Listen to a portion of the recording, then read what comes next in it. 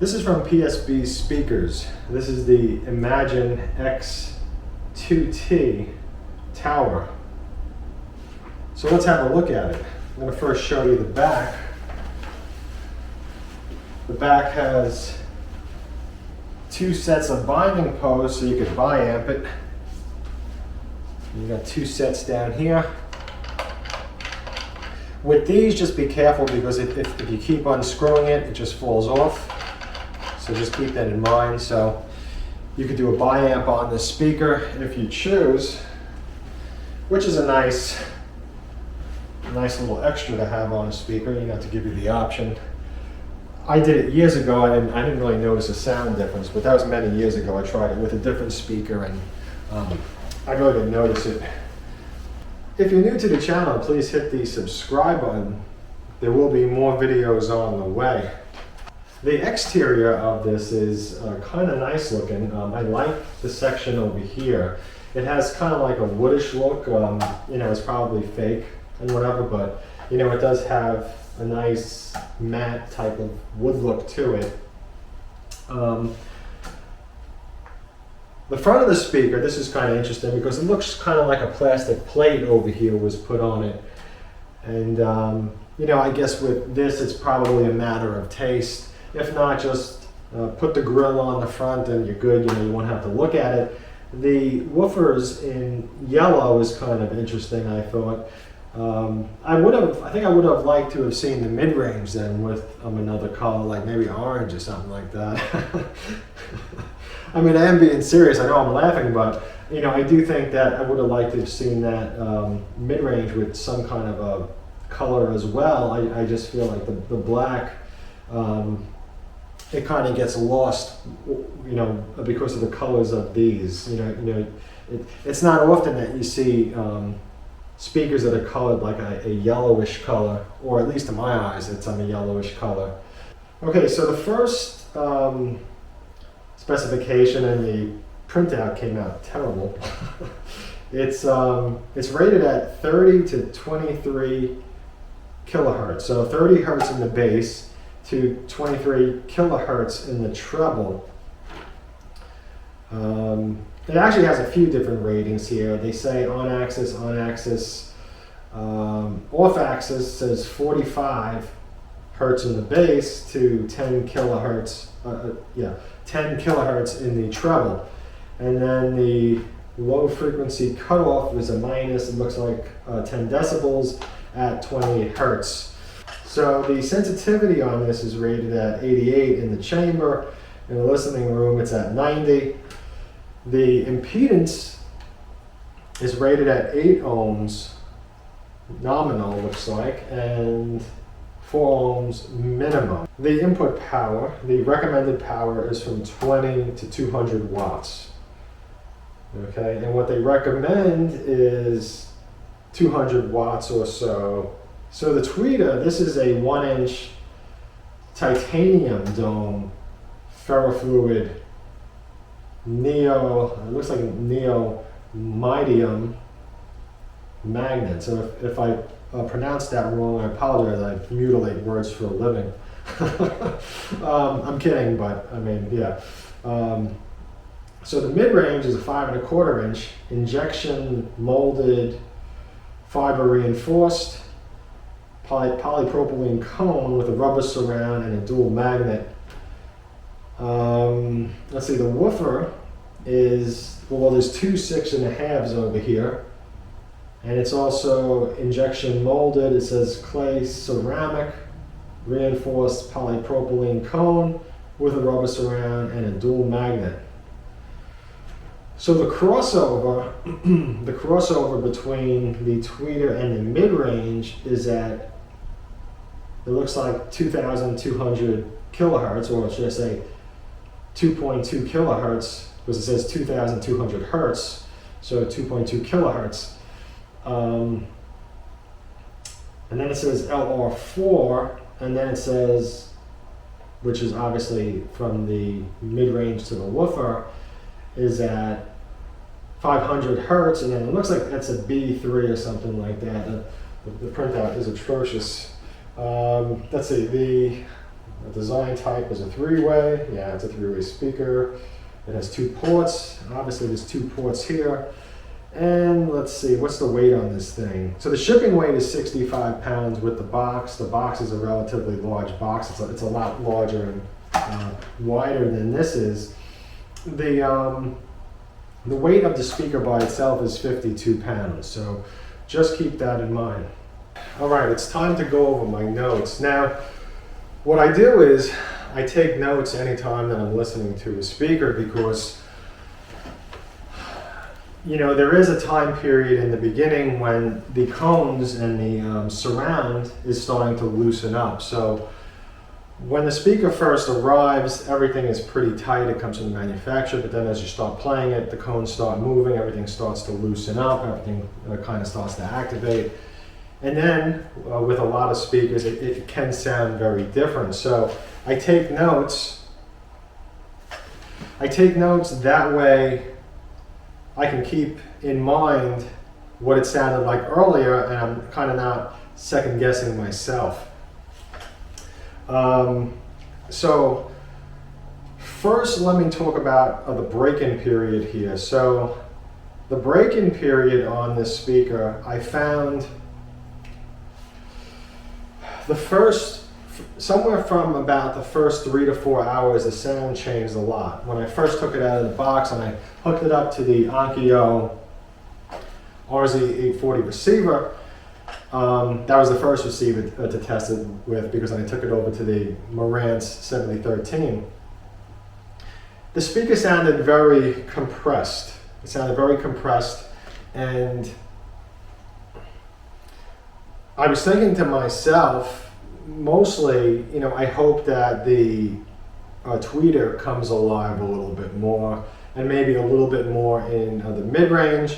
You know, the bass was kind of compressed, but, you know, when you're talking about 6.5-inch woofers, you know, you can't really expect much. So really, if you want some good bass, the idea is to just add a sub, you know, either inline or hook it up to your receiver through the preamp output. So again, you know, 6.5-inch woofer, I don't look at it and go, this is going to be, you know, fantastic for bass. And most of the times when I read the specifications from the manufacturers, I kind of take it with them a grain of salt as well, because one manufacturer might say, well, you know, it's good for 30 hertz, but really it starts to drop off around 60.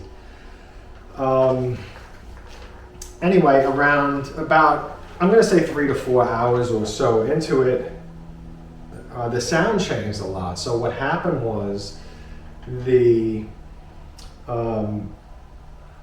mid-range and the treble seemed to increase a lot at that time. Like the mids were really coming through, and then the treble started to increase.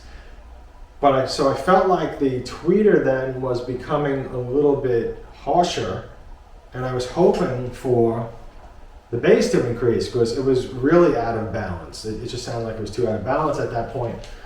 I would suggest to give these at least 12 to 15 hours before you kind of start picking them apart, because the sound did change a lot. I was kind of surprised at that. But you know, everybody is going to have a different experience when it comes to speakers. My hearing is different than your hearing and everyone else. We all have different hearing, that's the point. Plus the equipment that we use, the source that we use. Remember, the speaker's only going to sound as good as the source and as good as the equipment that is powering the speaker. So all of us are going to have a different experience, as well as the room. In the case of this room, this is a very live room. The floors are tile.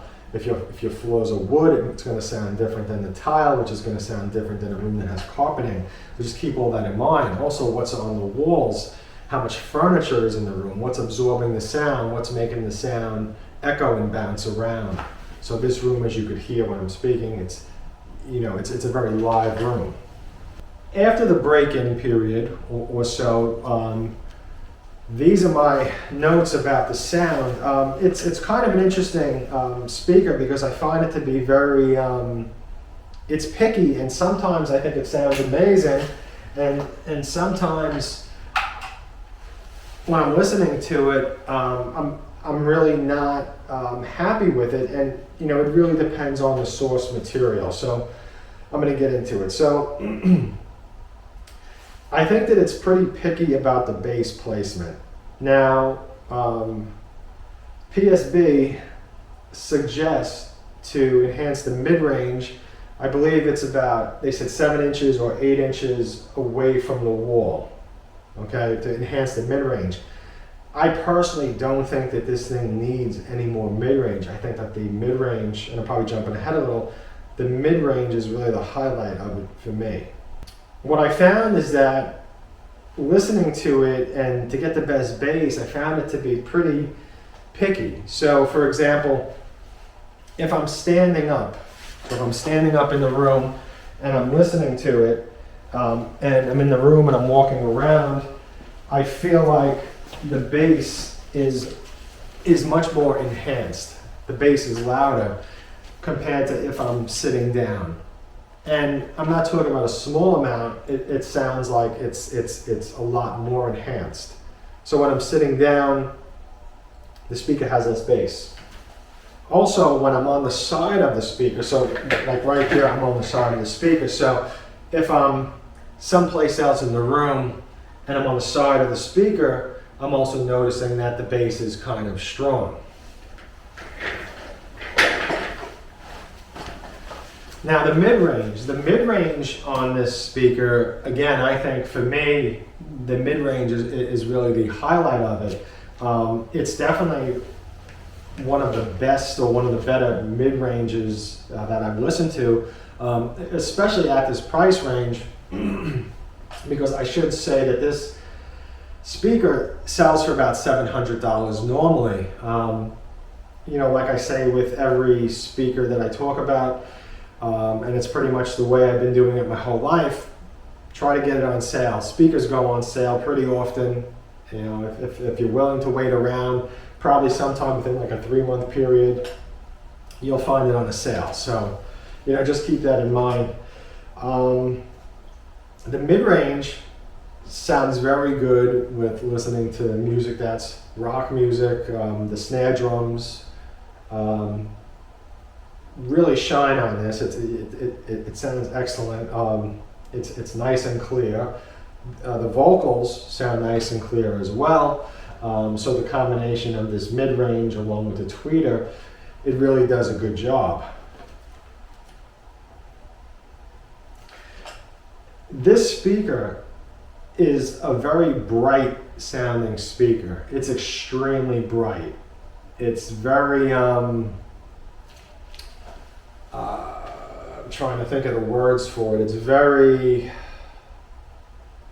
live sounding as is. So putting this speaker in a room like this, a live room, for my taste, I don't like it at all, because this type of a room needs a speaker that's a warmer speaker, a softer sounding speaker, and this speaker is just too bright.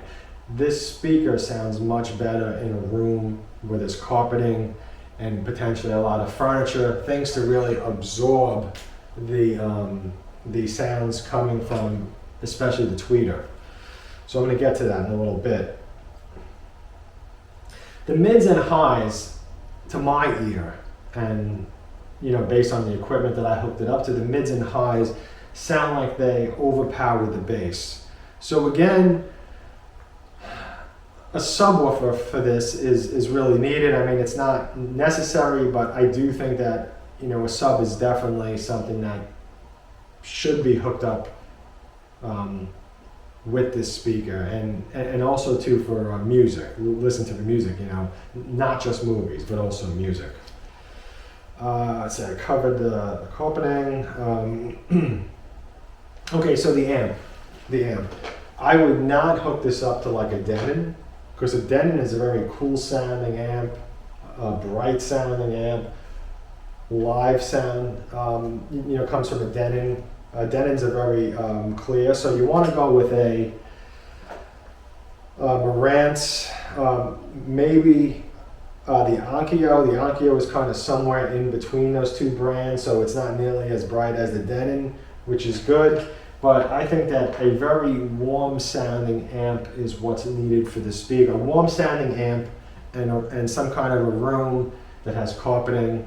The room doesn't have any echo, anything like that. So that's really what I found from listening to this speaker.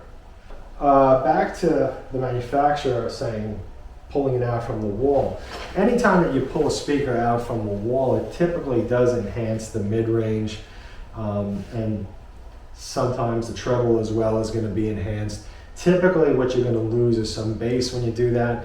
But with this speaker, I found that I wanted the speaker as close to the wall as possible. That was my preference because I was trying to make the tweeter and the mid-range not sound quite as strong. Okay, so the volume on this thing, I found the volume to be picky. Let me just reference my notes here. At a low volume, okay, a low volume, meaning like this, like I'm listening to music, you know, it's kind of late at night, I'm trying to relax. So, you know, the volume is kind of low. A low volume, the tweeter and the mid-range is most of what I'm hearing, okay? So, in some ways that's good, but in some ways it's also bad because I feel like the sound is kind of out of balance. When I take the volume up, okay, and it's kind of at like the midpoint, like that mid-volume range that I would be listening to it at, or most of the time listening to it. So, for example, on the Onkyo, the lower end, the volume is going to read like 30 on the display. So from like 30 to maybe 38 or so, that's going to be the low range. Because if I put it on 20, like I'm not going to hear anything. So, you know, 30 is going to be the low range. And then when I go from say 45 to say 55, 56, that's more so the range that I'm going to listen to the music or the movies more often. So that's just like, you know, my casual volume, and more so that volume is kind of like if you're speaking kind of loud. So kind of like a loud speaking, but you know, it's easy for you to hear yourself talk. So I can still talk like this, I can talk normal, and you know, I can still hear myself talk. So I'm not playing it so loud that I can't hear myself speak. That's what I'm saying. So the balance between the mid-range, the treble, and the bass sounds best at that mid-volume level that I was trying to explain. When I push it higher, if I take the receiver to like 60, 65 or so, and I get up in there, something strange happens where it's almost like the bass is kind of collapsing, or I'm only hearing upper bass. When I say upper bass, I'm talking about maybe like 180 hertz or so and up. So it's almost like a lot of the lower bass is dropping out, okay? Whereas with other speakers at that volume, other speakers may produce a more overall better sound where it's kind of bringing out the details. Not so much with this. This speaker, I feel like at that mid-range is where you want. I mean, mid-volume range. Mid-volume range, not mid-range. Everybody's going to be watching this going, wait, mid-range? You talking about the mid-range? No.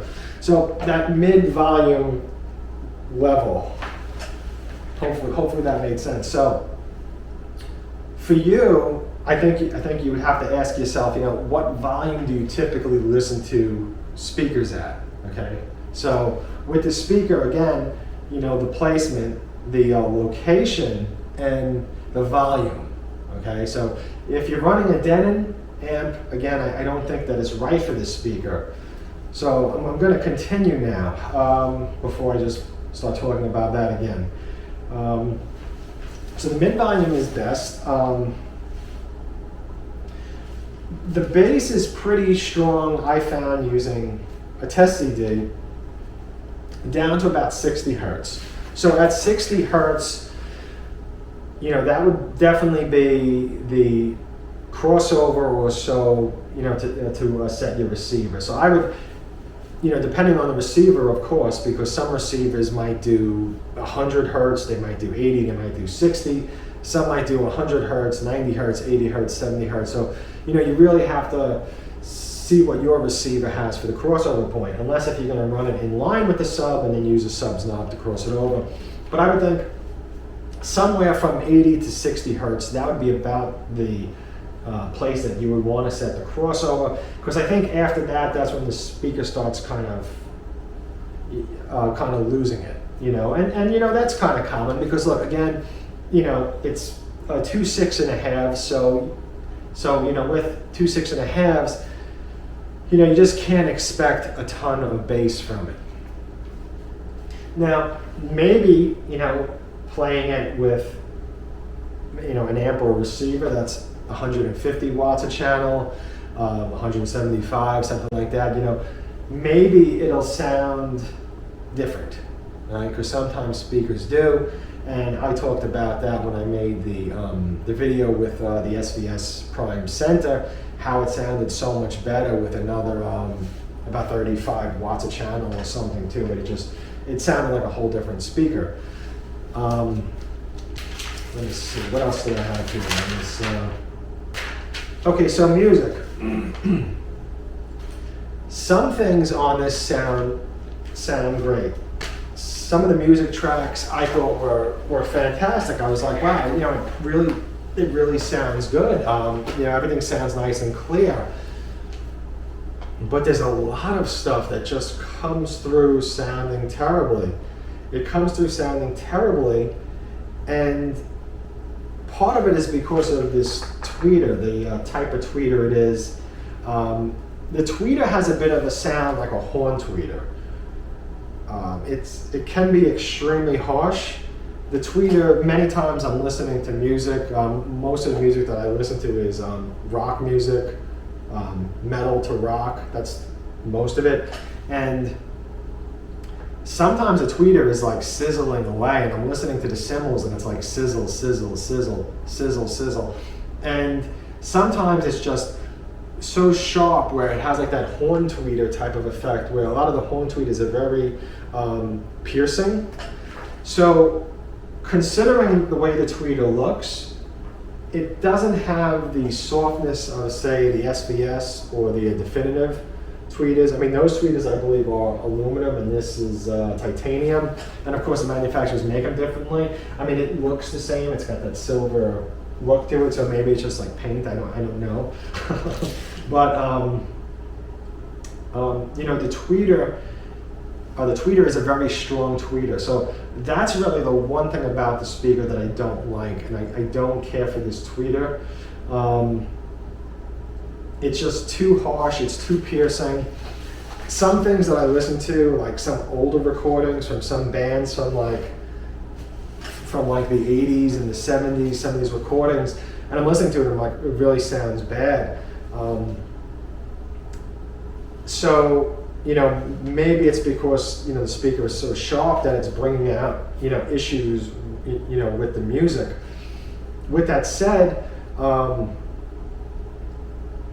you know, I can't live with a speaker that I can't listen to everything. So even if it's just that it's bringing out more details, the fact that it's bringing out things that I just don't want to hear, you know, I don't want to say, well, I can't listen to this album, I can't listen to that album, this album sounds terrible. I want to be able to listen to everything and enjoy everything. So, you know, with music, I would say consider your collection. If most of the stuff that you listen to, like say if you're listening to things from, I was going to say the 90s, but there's some stuff in there that, you know, probably doesn't sound so great either. I would say more from like the past 20 years. So let's just say like 2000 on. If you're listening to mostly music from like that time frame, you know, you're probably going to be okay. But some of the older stuff, you know, this thing might really just make them sound poorly. with movies, it's clear, okay? It's clear with movies, there's no doubt about it. But I think it comes back to that volume issue where when the volume is up in that higher range, okay, when the volume is in that higher range, that's when, you know, a lot of the bass or the lower bass sounds like it starts to vanish. So movies, you know, I set movies on the receiver. Let's say I set the receiver to 50, right? So let's just say, depending on the movie, I set it at 50 or 55. And sometimes I gotta set the movie to 60. The problem is a movie has to be set so you could hear the words. You gotta hear the voices, okay? And then movies are gonna peak during explosions, during loud scenes. So the movie's gonna go from maybe whisper quiet to, you know, boom, everything's, you know, exploding and stuff like that. So the speaker is going to get louder, but I feel like I'm missing that lower end then, because it's getting loud and it's taking the speaker outside of its comfort zone, so to speak. I feel like the speaker has a comfort zone and it needs to be kept in that zone. So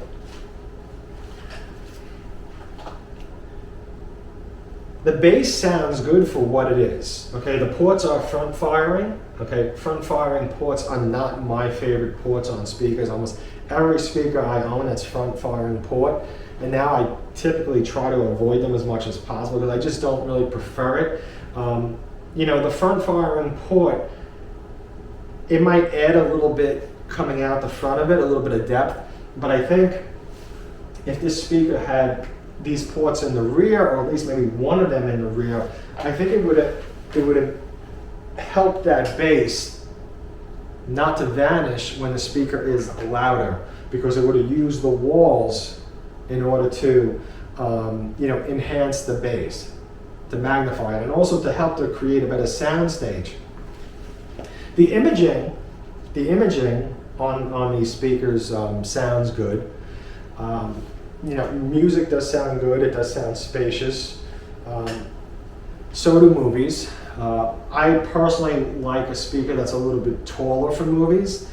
You know, you know, the height of them, you know, they are a little bit lower. So this chair right now that I'm sitting in, this is set at the same height as the couch that I sit in and watch the movies.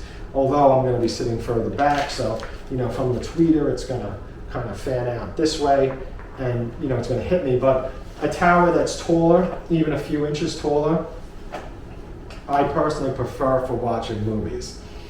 So with that said, you know, not to ramble too much more about it, I would say, you know, if you purchase this like any other speaker or piece of home theater equipment that you buy, make sure that where you purchase it from, you have 30 to 60 days to return it without question. You know, if you have to pay for return shipping, you have to pay for return shipping. Make sure, you know, you find out how much the return shipping is, of course, you know, before you purchase it. But you know, the speaker is interesting at this price point. You know, it's possible it might be more attractive when it's on sale.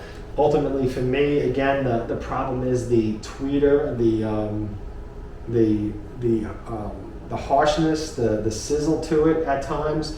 It has more of a sharp sound, like a horn tweeter. So if to your ears you prefer that sort of a sound, then this speaker might be great.